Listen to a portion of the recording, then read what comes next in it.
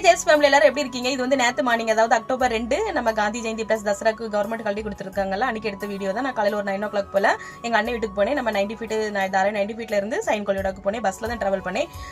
மற்ற டைம் நம்ம week டேஸ்லாம் bus வந்து காலை 9 மணிக்கு ரொம்ப கூட்டமா இருக்கும், பஸ்ல ஏற முடியாது. சார் டாக்ஸிக்கு ரொம்ப லைன் இருக்கும், மெயினா ரோடெல்லாம் ரொம்ப டிராஃபிக் ஜாமா இருக்கும். நேற்று எதுவுமே இல்லை, ரொம்ப காலியா இருந்துச்சு. எனக்கு டிராவல் பண்ணிட்டு வரதுக்கு ரொம்ப மஜாவா நல்லா இருந்துச்சு.